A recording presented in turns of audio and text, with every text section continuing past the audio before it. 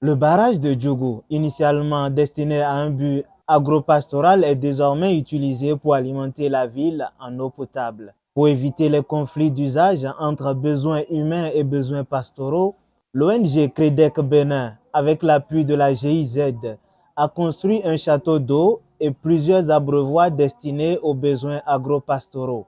Pour la bonne gestion de ces infrastructures, un comité de gestion a été élu et installé ce mercredi 2 juillet 2025 dans les locaux de la direction départementale de l'énergie, de l'eau et des mines de la Donga, en présence des autorités locales, des partenaires techniques et des représentants de toutes les parties prenantes. Pour l'ONG Credec Bénin, cette initiative s'inscrit dans une volonté de protéger l'écosystème du barrage de la ville de Djougou.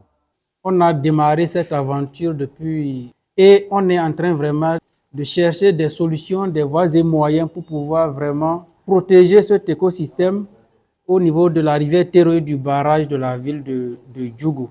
On a pu installer quelques infrastructures pour le moment.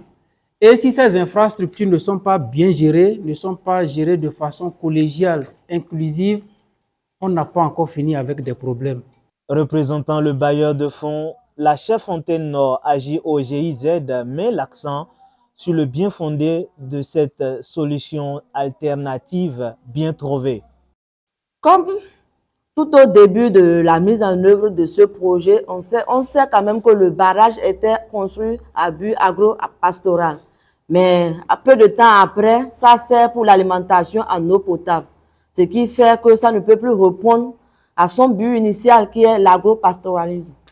Donc, depuis tout ce temps, il n'y avait pas une solution alternative pour les éleveurs qui avaient l'habitude d'utiliser ce barrage-là et qui amenait souvent des conflits. Mais heureusement, aujourd'hui, nous avons pu trouver quand même une solution alternative qui est l'installation de ces abreuvoirs.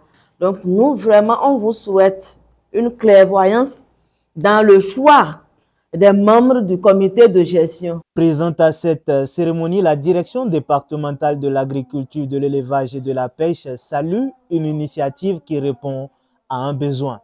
Vous avez bien vu juste de penser à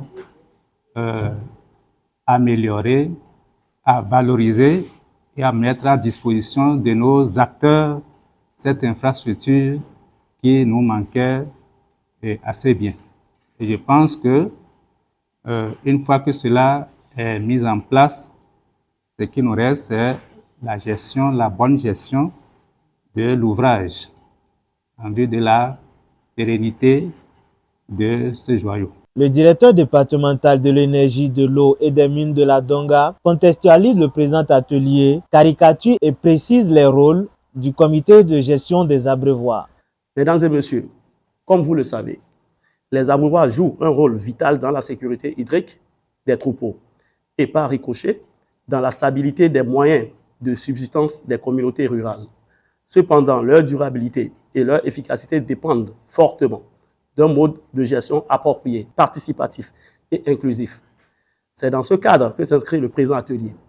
Il a pour but de mettre en place un comité de gestion légitime, représentatif et fonctionnel, chargé de veiller à la bonne utilisation, à l'entretien et à la pérennité des abreuvoirs de la rivière Téroé.